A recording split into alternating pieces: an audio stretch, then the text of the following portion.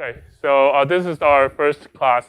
So usually I'm not going to have a break in between, and we'll end 10 minutes earlier, right? So this on Wednesdays it starts at 1:20, and we'll go on without break up to 3 o'clock. Okay, 10 minutes earlier than the regular time. Okay. So for the first lecture, we can start out with some things less technical. Okay. So first of all, right, this is signals and systems, right? So first of all, what are signals? So simply speaking, signals are essentially, patterns of variations over some independent variable, which is typically time. Okay. So signals are, patterns of variations over time. Okay. And you see signals everywhere. Right? So for example, if you're looking at this RC circuit, right, and you're trying to measure the voltage across the capacitor, okay, over time, right, you will see that in response to an input voltage source, the capacitor will charge and discharge over time, right, resulting in this pattern of variation, okay, of the voltage as a function of time, okay? So this is a typical example of a signal. Now, if you're looking at speech and audio signals, right, so we can also convert our speech and audio signals to electrical signals through a microphone system, right? So when I speak into the microphone, it's converted into this electrical signal. And the variations of this electrical signal, okay, will depend on what I speak over time.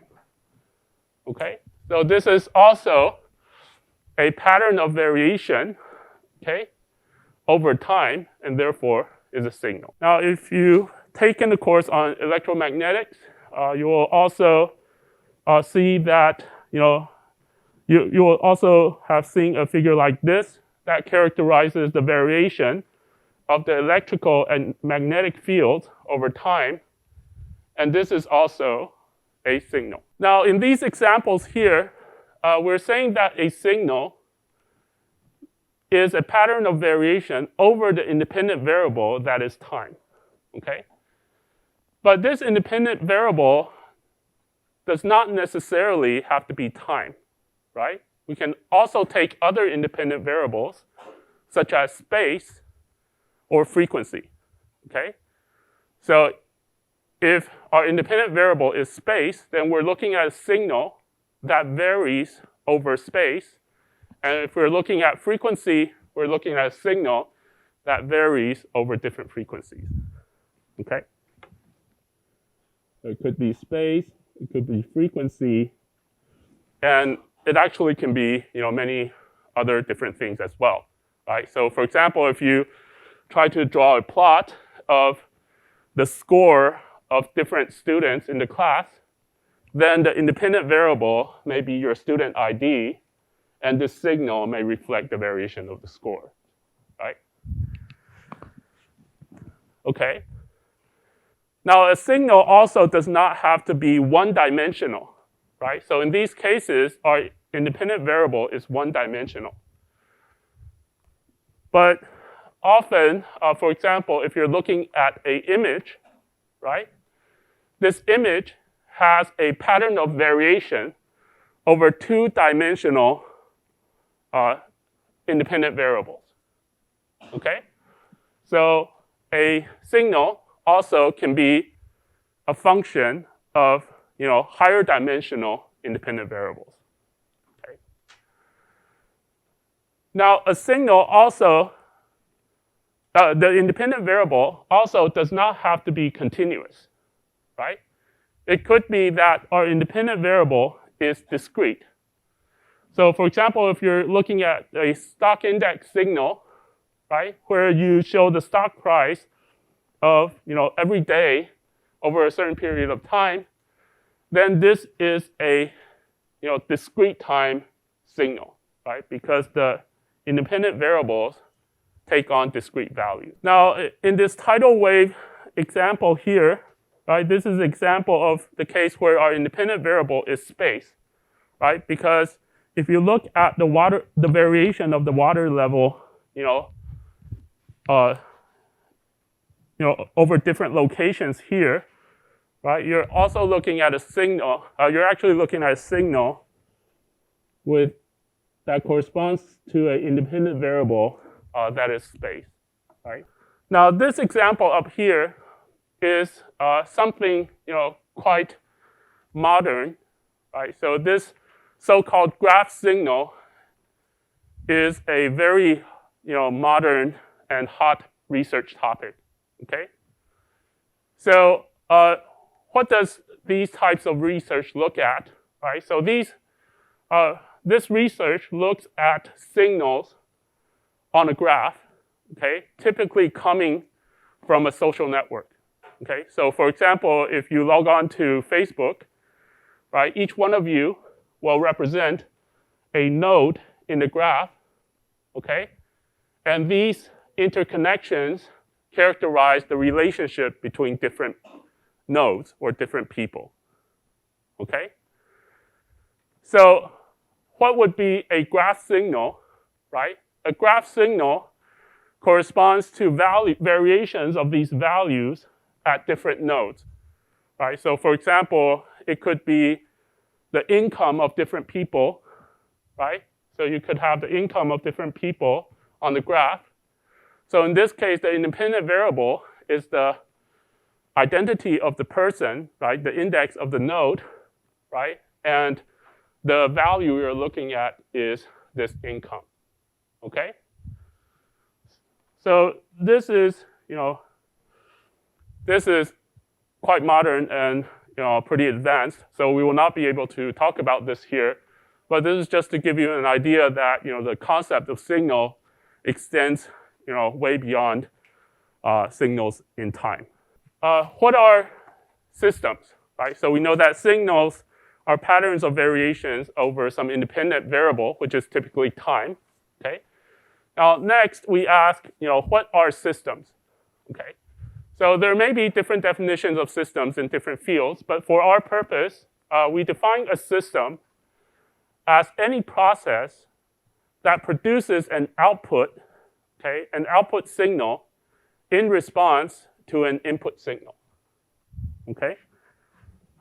So a system is any process that produces an output signal in response to an input signal, okay?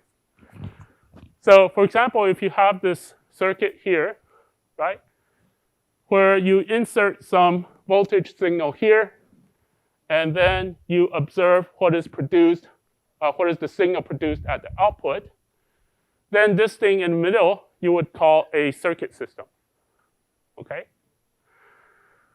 Now, for example, if you're looking at a microphone system, right, your input signal is the signal of your voice signal, this acoustic signal of your speech, okay? This goes through the microphone system and produces at the speaker, okay, a replica of what you inserted inside, okay? So this input signal, right, this system, right, produces an output signal in response to an input signal, okay? Now, another common example is a communication system, right? So in a communication system, you try to send a message signal, okay, that goes through this so-called communication system here, and then produces an output signal at the receiver side, okay? Now, this system in between may consist of the transmitter device, the receiver device, and the distortions of the channel. But overall, it is a system that produces some output signal in response to some input signal, okay? Now, the concept of systems also extends way beyond electrical engineering, right? So for example, if you're looking at a highway system, right, you can think of this as, a system that produces an output signal, let's say, the variation of the traffic over time, based on the input signal, which is the variation of the traffic inserting into the system over time. Okay? Now, people also look at, for example, things in system biology, right, where they, try to examine what happens, when you, let's say, for example, insert a certain medicine or vaccine into your body, and then what is the, outcome of that, okay? So system theory is applicable to many areas of study, okay? Right. But certainly we will not go so far. We will be limiting ourselves more in terms of these, more double E oriented applications. Okay. All right. So let's start out with some common types of signals. All right. So the basic distinction of signals is of two basic types. One is continuous time, and the other is discrete time, depending on whether the independent variable is continuous or discrete. Okay?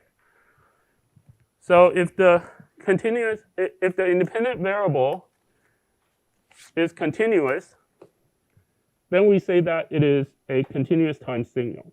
So if the independent variable t is continuous, then we say it is a continuous time signal. And for a continuous time signal, we're accustomed to writing it as x with this round bracket of t, okay? X of t. Okay. Now, if your independent variable is discrete, then we say that we have a discrete time signal. And in this case, we're accustomed to expressing the signal as x with this square bracket of n. Now, like I mentioned at the very beginning, right? So for some signals, they may be either naturally continuous, and for other signals, they may be naturally discrete. Okay? But in many engineering applications, we can also construct discrete time signals from continuous time signals by sampling. Okay? And what is sampling? So sampling is basically the process of taking certain values of the function, of the continuous time function at discrete points in time. Okay?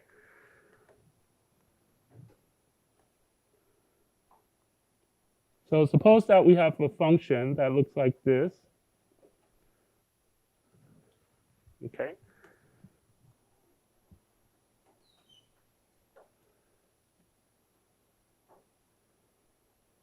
All right, so suppose that this is a continuous time function, okay? Now what sampling does is that it takes values from this continuous time function at discrete points in time, and these discrete points in time are often, integer multiples of some period, let's say capital T. Okay.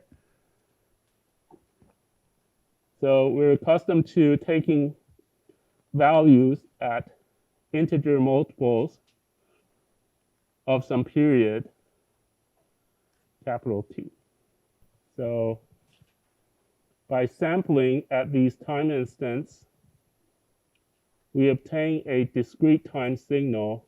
So this discrete time signal, we can represent as x square bracket n, okay? And the nth value among this discrete time signal, because it's taken by sampling the continuous time signal at n integer multiples of capital T, therefore the value of xn is equal to x of nt. okay? So the value of the discrete time signal at point n is equal to the value of the continuous time signal at value n times capital T. Okay?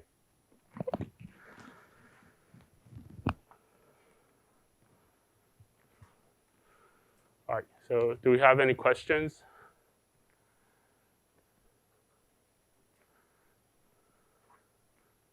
Okay.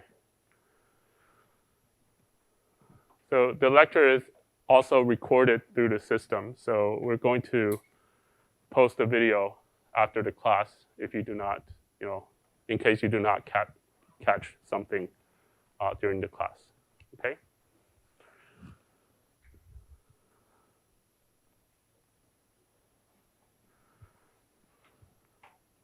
All right.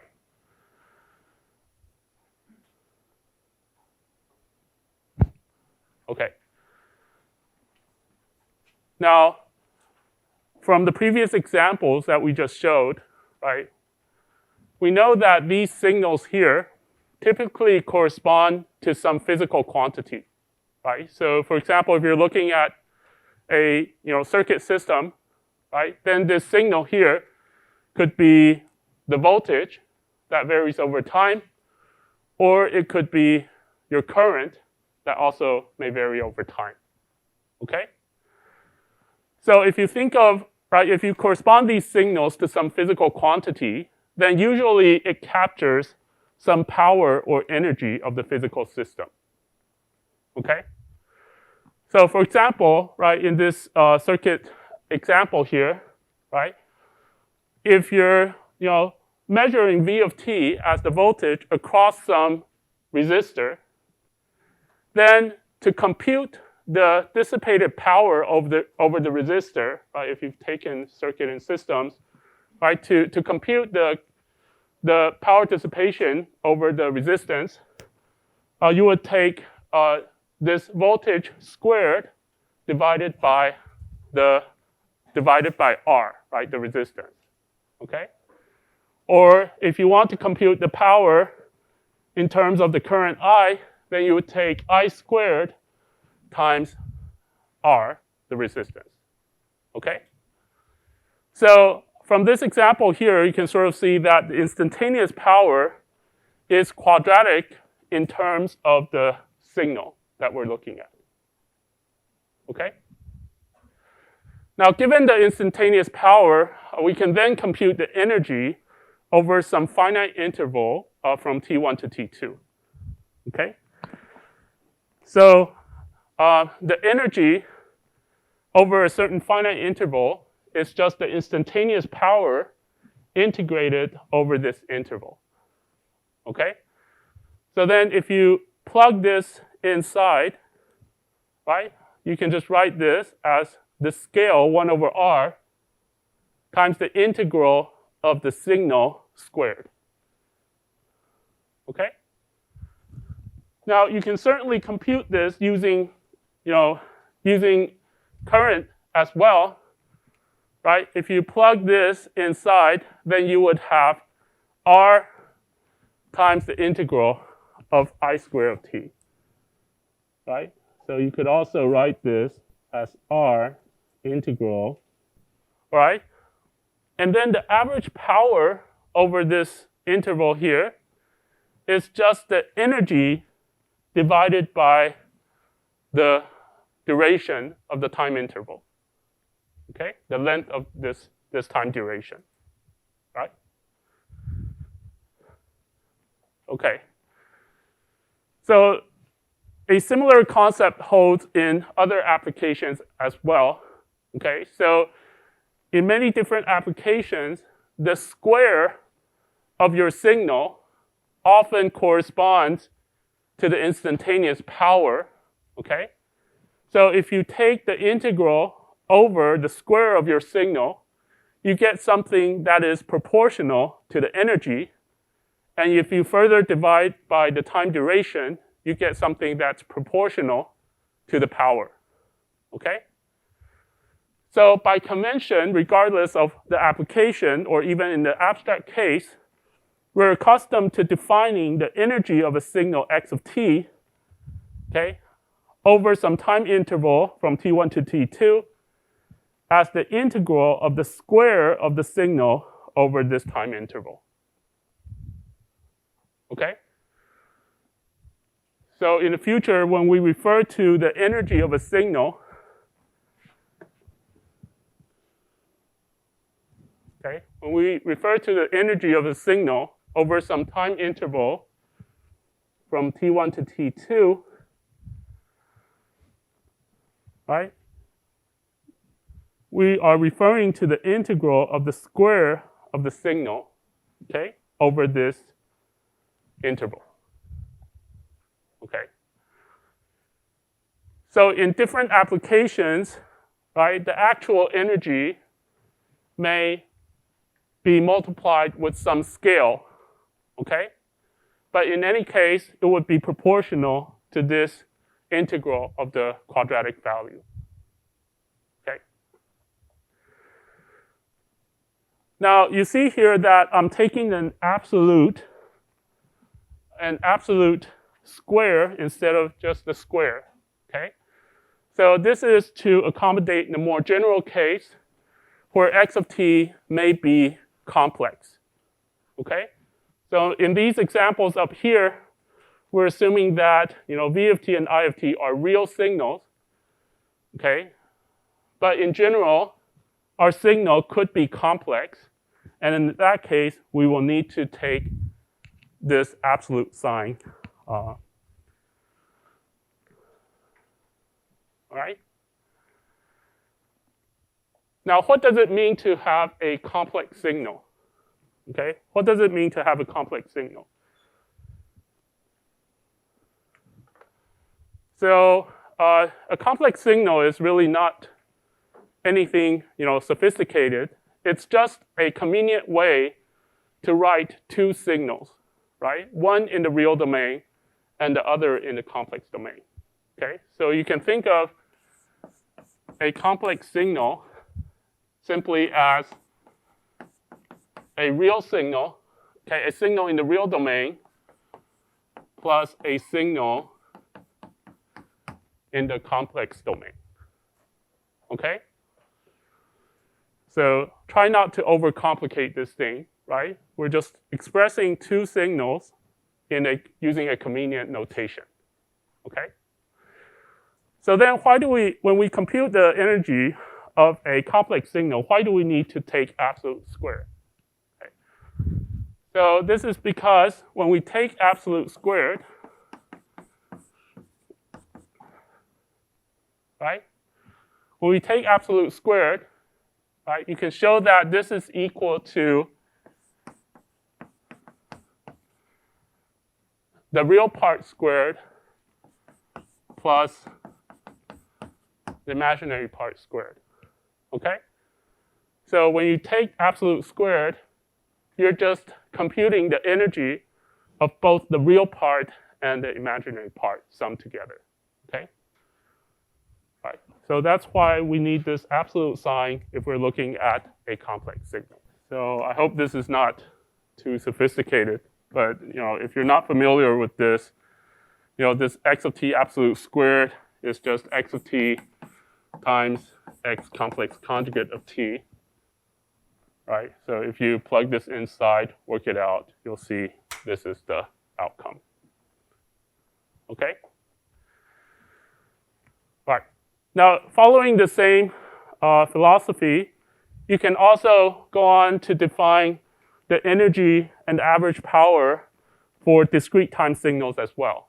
Okay? So for discrete time signals, we're summing the absolute square of the signal over the duration of interest from n1 to n2. Okay? And if you want to look at the average power, you just divide the energy over the number of samples that you're summing over. Now here we're looking at the energy and the average power over a certain time interval. Okay? But usually when you're asked to find the energy of a signal, we're typically referring to the energy of the entire signal, but not only over a certain time duration. Okay? So when you want to find the total energy of a signal, right, the energy of the entire signal, you're basically, trying to compute the energy of your signal over some time duration from minus T to minus capital T to capital T as capital T goes to infinity. Okay? So we're trying to compute the energy of the signal, okay, over an infinite time horizon. Okay? Right, so the total energy, right, is the integral of x of t absolute squared from minus infinity to infinity. And similarly for the discrete time signal as well. Now, when you want to compute the average power of the entire signal, right, then you're taking the energy over the interval from minus capital T to capital T, dividing by the time duration 2t as t goes to infinity. Okay?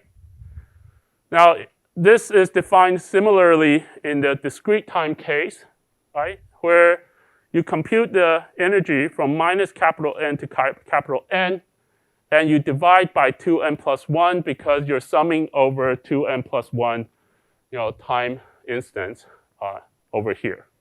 Okay, so don't forget there's a n equal to 0 in between. That's why you have this plus 1.